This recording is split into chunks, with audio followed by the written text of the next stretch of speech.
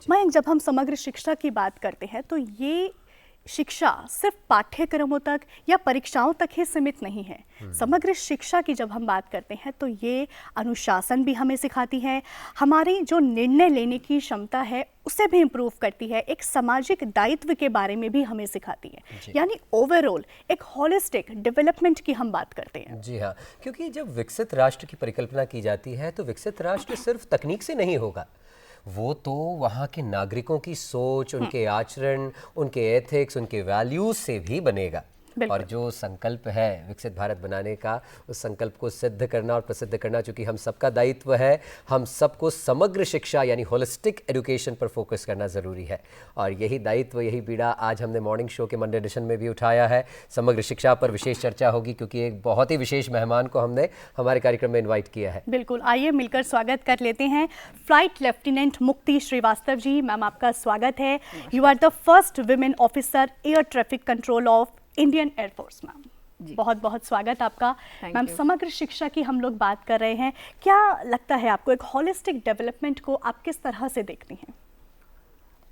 देखिए, मेरा जितना भी एक्सपीरियंस है, मेरे हिसाब से होलिस्टिक डेवलपमेंट के लिए आपको फिजिकली, मेंटली, इमोशनली और मॉरली पूरा जब एक साथ सारा कॉम्बिनेशन है, ये डेवलपमेंट होगा तभी होलिस्टिक डेवलपमेंट है। और इस सब के लिए आपको मेंटल स्ट्रेंथ चाहिए, है ना, और आपको डिसिप्लिन चाहिए।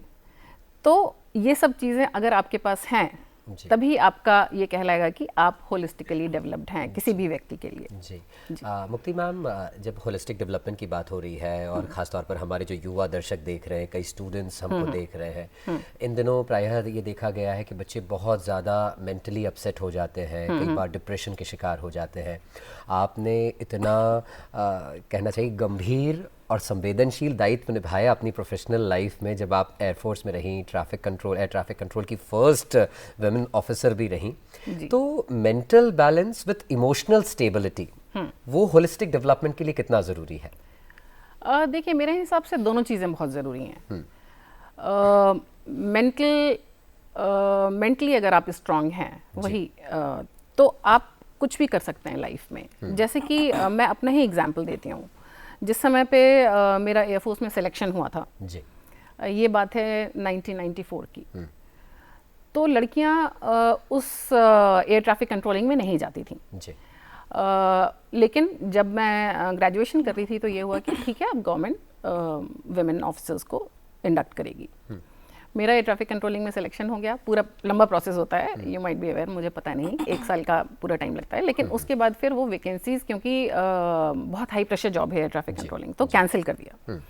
तो अब नॉर्मल जो मेरे साथ की और जिनका सिलेक्शन हुआ था उन्होंने सबने छोड़ दिया। लेकिन क्योंकि मैं मेंटली थोड़ी स्ट्रांग थी, मेरे पेरेंट्स मेरा बैक कर रहे थे, तो मैंने कोर्ट केस किया। हाई कोर्ट से मैंने इंडियन एयरफोर्स और गवर्नमेंट ऑफ इंडिया पे केस किया। कंसिस्टेंसी भी आपको सक्सेस तक लेकर गई जी, तो ये कंसिस्टेंसी कितनी ज़रूरी है आजकल के विद्यार्थियों को? क्योंकि जो विद्यार्थी हैं आजकल के युवा, वैसे तो युवा का उल्टा कर दे तो वायु बन जाता है, वायु जैसा वेग है उनमें, लेकिन वो थक जाते हैं, हार जाते हैं। मार्क्स कम आ गए तो नहीं, मुझसे नहीं हो रहा, ये सब्जेक्ट नहीं हो रहा, क्योंकि आज हम मैथ्स पे भी बात करेंगे अगले सेगमेंट में। तो ये कंसिस्टेंसी और परसिवरेंस कितना ज़रूरी है? दोनों चीज़ें ज़रूरी हैं। और ये आएगा कैसे? देखिए, कंसिस्टेंसी के बिना आप आगे लाइफ में नहीं जा सकते जी। परसिवरेंस के बिना आप कुछ कर नहीं सकते जी। तो जब तक आप फिजिकली फिट नहीं है, जिसके लिए कि आपको स्पोर्ट्स बहुत ज़रूरी है, फिजिकल फिटनेस आपको डेली रूटीन में लानी है, तो उससे आप मेंटली स्ट्रांग होंगे। आप डेली बेसिस पे अगर ये सब काम कर रहे हैं, तो जब तक मेंटली स्ट्रांग नहीं है उसके आगे फिर नहीं जाएंगे। तो इमोशनल स्टेबिलिटी भी आती है उससे। जब आप मेंटली और फिजिकली स्ट्रांग हैं तो इमोशनली भी स्टेबल हैं। आपकी लाइफ में कितने भी चैलेंजेस आएंगे आप सबको देख सकते हैं। तो आपके लिए एक तो डिसिप्लिन लाना बहुत ज़रूरी है लाइफ में। आपको कोई सेट रूटीन होना है। अगर आपने सोचा है कि मुझे 5 बजे रनिंग करने जाना है, तो आपको मतलब जाना ही है, फिर चाहे कुछ भी हो जाए जी। तो आप फिर उसके बाद ये नहीं हो सकता कि ठंड लग रही है तो रजाई में बैठे हैं और सो रहे हैं, 8 बजे उठ रहे हैं, वो नहीं चलता। आपको डिसिप्लिन लाइफ में लाना ही है, रूटीन सेट करना है। जब तक आप गोल्स नहीं बनाएंगे लाइफ में, तब तक आप आगे कैसे जाएंगे? जी, गोल्स को अचीव करने के लिए फिर उस पर आपको काम शुरू करना पड़ता है उसी हिसाब से। जी, मुक्ति जी, आप बैडमिंटन चैंपियन भी रहे हैं जी, आप खेल जगत से रही हैं, आपने जो रक्षा सेवाएं हैं उसमें भी आपने बहुत उत्कृष्टता हासिल की है, तो अलग अलग क्षेत्रों से आप रहे हैं। तो एक होलिस्टिक डेवलपमेंट, एक पर्सनालिटी डेवलपमेंट की अगर हम बात करते हैं तो कौन सी ये कॉमन विशेषताएं हैं जो युवाओं के अंदर होनी चाहिए और किस तरह से काम किया जा सकता है इनके ऊपर? देखिए, ऐसा है कि दोनों चीज़ें जो भी आप कहें, मेंटली और फिजिकली, इमोशनली, सब कुछ स्ट्रेंथ आने के लिए आपका कैरेक्टर इम्पॉर्टेंट है। ठीक है, अगर आप बहुत ज़्यादा सब सीख के आपने बहुत अच्छे कपड़े पहन लिए, बहुत अच्छी इंग्लिश बोल दी, तो आपका इंप्रेशन तो बहुत अच्छा पड़ रहा है, लेकिन उसके बाद आपको जो है लॉन्ग टर्म में वो आपके हर समय काम नहीं आएगा। आपका कैरेक्टर आपको आगे लेके जाएगा। तो वो डेवलप इनिशियल फेज से, वो पेरेंट्स का बहुत बड़ा हाथ है। ठीक है, तो जब तक पेरेंट्स आपके साथ हैं आप कुछ भी लाइफ में अचीव कर सकते हैं। और फिर आप अगर मेंटली स्ट्रांग हैं, वो बचपन से पेरेंट्स ने बनाया है आपको, तो आपके लिए सारी चीज़ें आसान होती चली जाती हैं। आप कभी ये नहीं सोचेंगे कि लाइफ में अब ये चैलेंज आ गया, अब कैसे करूं, है ना? तो आप क्योंकि मेंटली स्ट्रांग हैं, इमोशनली स्टेबल हैं, तो आप लाइफ में आगे जा सकते हैं। तो बच्चों के लिए आजकल एक तो इतना ज़्यादा ये डिजिटल सब कुछ हो गया है कि हर समय रील्स देख रहे हैं, मोबाइल देख रहे हैं, वो सब बहुत मतलब जिस समय डेवलपमेंट फेज है बच्चों के लिए, उस समय उनका फोकस गड़बड़ा जाता है। तो सबसे पहले तो मैं ये कहूँगी कि फोकस के लिए अब पेरेंट्स को थोड़ा स्ट्रिक्ट होना पड़ेगा। अब आजकल ये है कि पेरेंट्स बहुत लीनियंट हो गए हैं, तो वो चीज़ें बचपन में नहीं चलती हैं। आपने एक बार उनका ग्राउंड लेवल ठीक कर दिया बच्चों का, मान लीजिए कि 6th-7th में आ गए, अब वो क्लास में 1st, 2nd, 3rd, 4th whatever, चाहे पढ़ाई में चाहे स्पोर्ट्स में अच्छे एक बार बन गए, तो उन्हें खुद ही अपना मेंटेन करना है। तो इनिशियली थोड़ा सा पेरेंट्स अगर स्ट्रिक्ट होंगे और बच्चों का इनिशियल डेवलपमेंट अच्छा होगा, तो बड़े होके फिर बहुत अच्छा कर सकते हैं लाइफ में। मैम, एक पॉइंट ऑफ व्यू तो जैसा आपने कहा कि पेरेंट्स आजकल बहुत लिबरल हो गए हैं, हाँ, काफ़ी लीनियंट हो गए हैं, हाँ, लेकिन ऑन दी अदर हैंड एक और दृष्टिकोण सामने ये आता है कि बच्चा चाहता है कि मैं आर्ट्स परस्यू करूं, बच्चा चाहता है मैं स्पोर्ट्स में मैं अपना करियर बनाना चाहता हूं, लेकिन पेरेंट्स कह रहे होते हैं कि नहीं, ये तुम्हारा पैशन है, इसको प्रोफेशन नहीं बना सकते। तो इसमें कैसे देखती हैं आप कि पेरेंट्स का जो माइंडसेट है उसको बदलने की ज़रूरत है, या किस तरह से बच्चे अपने पैशन को फॉलो करें ताकि होलिस्टिक डेवलपमेंट की ओर हम बढ़ सकें? नहीं, देखिए, मैं ये नहीं कह रही हूँ कि बच्चा स्पोर्ट्स में ना जाए या आर्ट्स ना करे। मेरी खुद की बेटी NID से उसने किया है डिज़ाइनिंग।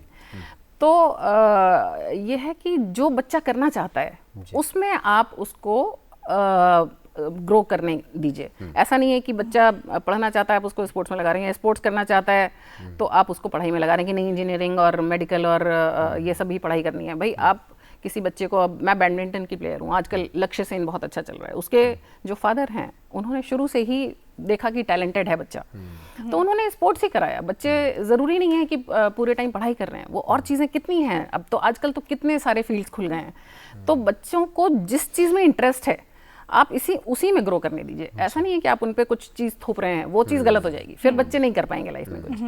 तो वही मैंने कहा है ना कि पेरेंट्स का बहुत ज़्यादा योगदान और रोल होता है बच्चों के डेवलपमेंट में। जो भी बच्चे कर रहे हैं आज, तो पेरेंट्स ने उन्हें एनकरेज किया है, जो भी कुछ में इंटरेस्ट है उनका, तभी होगा।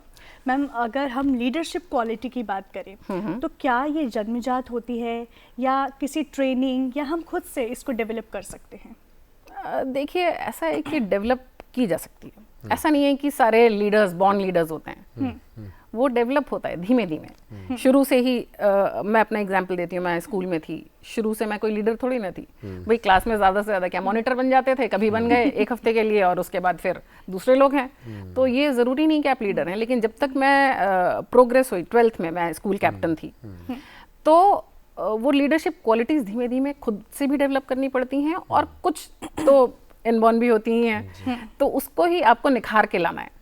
तो मेरे हिसाब से लीडरशिप के लिए आपको शुरू से ही उस पर मेहनत करनी है। ऐसा नहीं है कि आप लीडर बन के आ गए और सब लोग मान लेंगे, ऐसे नहीं मान लेंगे। मुक्ति जी, युवाओं को, हमारे ये जो शो है ये युवा देख रहे हैं, थोड़ा सा उनके लिए बताएं कि एक होलिस्टिक डेवलपमेंट की जब हम बात करते हैं तो आज के सिनेरियो में आपके कम्युनिकेशन स्किल, आपका अपीयरेंस, सॉफ्ट स्किल्स और इंक्लूडिंग लीडरशिप क्वालिटी, इन सब चीज़ों के ऊपर आज के युवा किस तरह से अपनी हैबिट में लाकर, रूटीन इसको बनाकर काम कर सकते हैं? देखिए, जैसे कि मैं अभी भी बता रही हूँ, सबसे पहले तो लोगों को फिजिकल फिटनेस सबसे ज़्यादा ज़रूरी है। अब आज की डेट में मुझे ही देखिए, जैसे कि मैं अभी भी खेलती हूँ, बैडमिंटन मेरा पैशन रहा है और मैंने इंडिया को रिप्रेजेंट भी किया है, तो मैं अभी भी खेलती हूँ। ऐसा नहीं है कि आपने बस फिजिकल फिटनेस शुरू में कर ली 20-25 साल तक में और उसके बाद आप बच्चे हो गए और अब आप खत्म, ऐसा नहीं होता। तो फिजिकल फिटनेस अगर आप में है तो मेंटली भी आप बहुत एक्टिव हैं और फिट हैं, है ना। तो वो दो चीज़ें अगर आपके पास हैं तो उसके आगे फिर आप डिसिप्लिन होना चाहिए, है ना। आपको रूटीन अपना सेट करना है, वो सब चीज़ें एक साथ कंबाइन होती हैं। एक एक चीज़, छोटी छोटी सी चीज़ आप करते जाएंगे तो आपका डेवलपमेंट उसी तरह से होलिस्टिक होगा। अगर आपने ये सोच लिया कि नहीं ये तो कोई बात नहीं है, नहीं करूँगा या नहीं करूँगी, है ना, कि पेरेंट्स बोल रहे हैं कोई बात नहीं है, भाई आपको खेलने भी अगर जाना है तो आपको सुबह उठ के जाना है। आप प्रोफेशनली खेलना भी चाहेंगे तो वो बहुत मेहनत का काम है, ऐसा नहीं है कि वो आसान है। चाहे आपको पढ़ाई करनी है, चाहे आपको खेल में जाना है, चाहे आपको आर्ट्स करना है, कुछ भी करना है, आपको मेहनत तो देखिए करनी पड़ेगी। बिना मेहनत के कुछ नहीं अचीव होता। दया नहीं करनी है, सबसे बिल्कुल इम्पोर्टेंट है। आपका जब आप खुद पे दया करते हैं तो आप अपने लक्ष्य से दूर हो जाते हैं। डेवलपिंग ईयर्स हैं, उसमें अगर बच्चे सोचेंगे कि आराम कर लें, वो नहीं चलता। उसमें तो उस टाइम में तो बहुत मेहनत जरूरी है। फिर आप लाइफ भर एंजॉय कर सकते हैं लेकिन देखिए लाइफ में फिर भी मेहनत तो है ही है, ऐसा नहीं है कि खत्म है। NEP 2020 में लिखा हुआ है कि एजुकेशन मस्ट बी होलिस्टिक, बिल्कुल, एंजॉयबल एंड इंटीग्रेटेड। तो आप कैसे देखती हैं कि एंजॉयबल एजुकेशन कितना इंपॉर्टेंट है और उसके लिए क्या प्रयास किए जाने चाहिए? भाई एंजॉयबल तभी होगा ना जबकि आपका इंटरेस्ट है।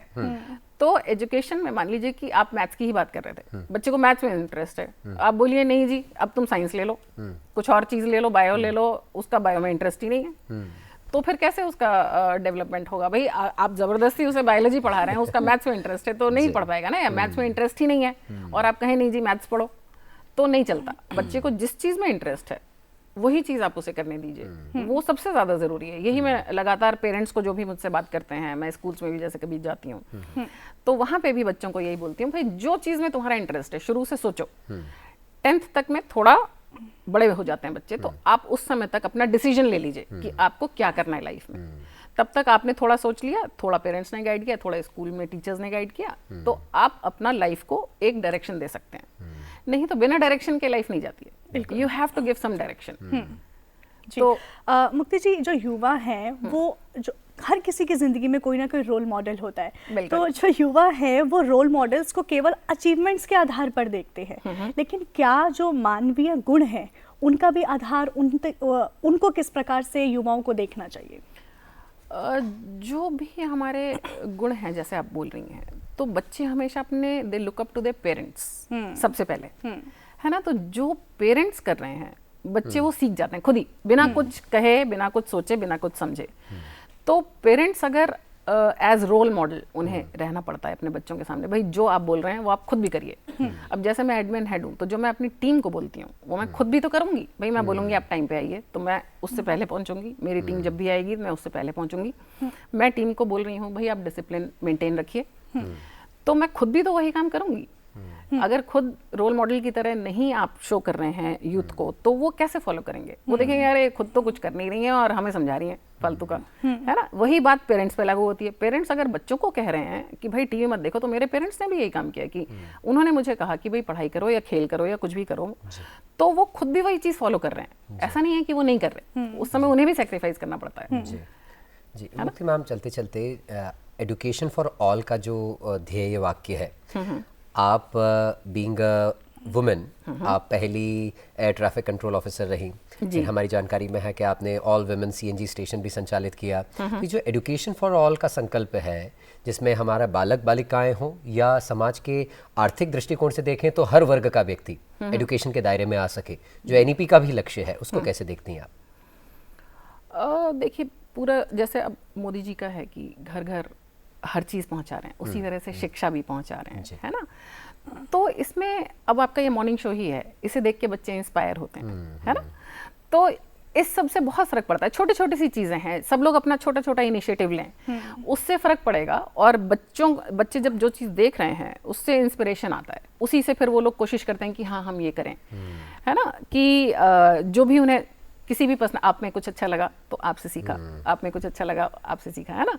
तो सब लोगों में छोटी छोटी सी चीज़ें रोज देख देख के बच्चे सीखते हैं। अब मोदी जी के इतने सारे इनिशिएटिव्स हैं, तो मुझे तो काफ़ी अच्छा लगता है देख के कि अभी एजुकेशन का भी काफ़ी अच्छा चल रहा है ना। तो एजुकेशन पॉलिसीज इतनी अच्छी बन रही हैं कि बच्चों के लिए तो अब युवा पीढ़ी है, काफ़ी कुछ सीख सकते हैं, है ना। और उसी से भाई डिसिप्लिन मेंटेन करें और रूटीन फॉलो करें जी, और बाकी अपना सेल्फ डेवलपमेंट अपने आप होलिस्टिकली भारत बढ़ेगा और आगे बढ़ेगा, जैसे हमने कार्यक्रम की शुरुआत में भी कहा, बढ़ता ही रहेगा। बिल्कुल जी, आप कार्यक्रम में जुड़ी और इतनी सकारात्मक चर्चा आपके साथ हो सकी, आपके लिए आपका बहुत बहुत धन्यवाद, बहुत बहुत आभार। Thank you.